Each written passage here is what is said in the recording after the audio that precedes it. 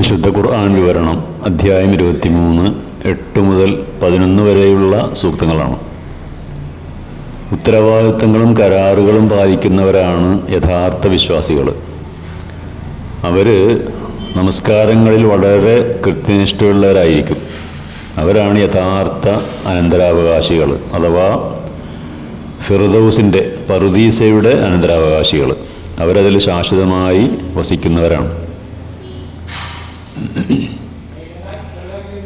ജീവിത വിജയം കൈവരിക്കുന്ന സത്യവിശ്വാസികളുടെ ഗുണഗണങ്ങളിൽപ്പെട്ടതാണ് കരാറുകളും അമാനത്തുകളും കൃത്യമായി പാലിക്കുക എന്നത്. അമാനത്ത് എന്ന വാക്കിന് വിശാലമായ അർത്ഥതലങ്ങളുണ്ട്. ഒരാൾ തൻ്റെ സ്വത്തോ ധനമോ അല്ലെങ്കിൽ രഹസ്യമോ ഒക്കെ മറ്റൊരാളെ സൂക്ഷിക്കാൻ വേണ്ടി ഏൽപ്പിക്കുന്നു. അതാ പറഞ്ഞതുപോലെ കൈകാര്യം ചെയ്യുക എന്നുള്ളതാണ് അമാനത്ത് നിർവഹിക്കൽ. അതേപോലെ സമ്പന്നൻ്റെ ധനം ദൈവം അവനെ ഏൽപ്പിച്ച ഒരു അമാനത്താണ്. അത് ദൈവിക നിർദ്ദേശങ്ങൾക്ക് അനുസൃതമായിട്ട് ചിലവഴിക്കേണ്ടതാണ്, കെട്ടിപ്പൂട്ടി വെക്കാൻ പാടുള്ളതല്ല. അതുപോലെ തന്നെ ഒരു പണ്ഡിതൻ്റെ പാണ്ഡിത്യം, വിജ്ഞാനം, അതും ദൈവം അവനെ ഏൽപ്പിച്ചൊരു അമാനത്താണ്.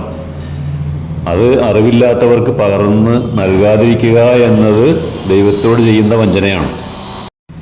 നബി തിരുമേനി ഒരിക്കൽ പറഞ്ഞു, വിശ്വസ്തതയില്ലാത്തവന് ദൈവവിശ്വാസമില്ല.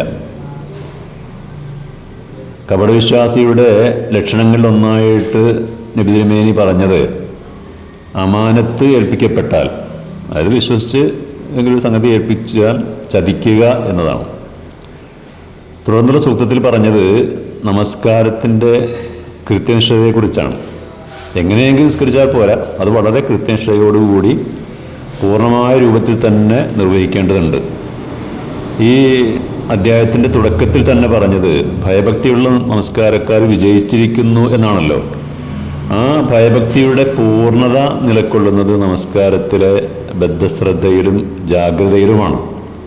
അലസതയോടെ അല്ലെങ്കിൽ മനസ്സോടെ നിസ്കരിക്കുന്നവർക്ക് അതിൻ്റെ ഫലം ഒരിക്കലും ആസ്വദിക്കാൻ കഴിയില്ല. നമസ്കാരമാണ് ഒരു വിശ്വാസിയെ മതത്തിൽ അടിയുറപ്പിച്ച് നിർത്തുന്നത്. ആ നമസ്കാരമില്ലെങ്കിൽ മറ്റ് മതനിയമങ്ങളോ ജീവിത വ്യവസ്ഥകളോ ഒന്നും തന്നെ പാലിച്ചുകൊണ്ട് ജീവിക്കാൻ അയാൾക്ക് കഴിയുകയുമില്ല.